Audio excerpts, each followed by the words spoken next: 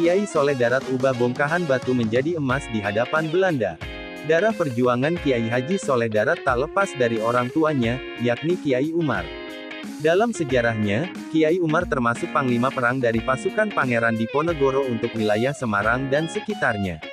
Kiai Umar bukan saja mengaji dengan para santrinya, tetapi juga mengangkat senjata untuk mengusir penjajah yang menyengsarakan rakyat Nusantara.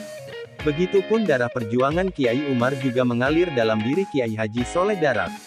Mengajar santri tetap istiqomah, tetapi pergerakan melawan penjajah tidak pernah ditinggalkan. Terbukti santri-santrinya seperti Kiai Haji Hashim Asy'ari juga sangat gigih dalam melawan penjajah, bahkan sampai masuk penjara. Kiai Haji Soleh Darat bukan saja mengajarkan santrinya ilmu agama, tetapi juga ilmu perjuangan yang sudah mengalir dalam dirinya dari sang ayah, Kiai Umar.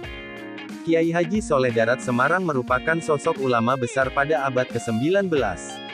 Murid-muridnya menjadi ulama besar yang sangat berpengaruh dalam gerak sejarah NKRI. Etos dan semangat Kiai Haji Soleh Darat dalam pendidikan sangat besar, sebesar perjuangannya dalam melawan penjajah.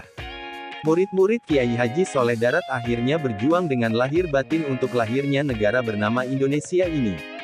Para ulama, abad ke-19 memang mempunyai darah perjuangan sangat besar yang terilhami dari Pangeran Diponegoro. Walaupun akhirnya kalah dalam Perang Jawa, tahun 1825 sampai tahun 1830, tetapi semangat perjuangan yang dialirkan Pangeran Diponegoro tidak pernah kalah sedikitpun dari para laskar perjuangan yang pernah bersamanya, termasuk Kiai Umar Semarang. Makanya, suatu ketika Kiai Haji Soleh Darat akan diberi hadiah banyak harta benda oleh Belanda.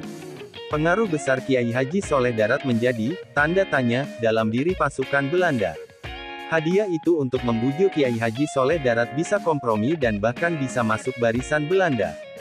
Karena mendapatkan penghinaan atas perjuangan yang sudah dilakukan, maka Kiai Haji Soleh Darat mengubah bongkahan batu di sampingnya menjadi emas di hadapan utusan Belanda. Tentu saja, utusan Belanda kaget, takut dan sesegera mungkin meninggalkan Kiai Haji Soleh Darat. Karomah yang langsung ditampakkan di hadapan Belanda ini membuat Kiai Haji Soleh Darat makin berpengaruh saat itu, sehingga Belanda tidak berani seenaknya dalam mempermainkan rakyat, apalagi kaum santri. Karena karomah yang terlihat ini pula Kiai Haji Soleh Darat banyak menangis. Sebenarnya karomah yang dimiliki itu sangat pribadi, alias rahasia, tidak untuk dipertontonkan. Tetapi kondisi saat itu membuat Kiai Haji Soleh Darat membuka rahasia kewalian yang melekat dalam dirinya. Kiai Haji Soleh Darat seorang wali yang sangat besar karomahnya, sehingga beliau tidak berkenan karomah itu tampak di hadapan manusia secara umum. Itulah Kiai Haji Soleh Darat. Darah perjuangannya menggelora dalam melawan penjajah. Apapun iming-iming harta dan jabatan, tak pernah membuat beliau tergiur. Kiai Haji Soleh Darat fokus mengajar santri dan berjuang membela rakyat dari penindasan.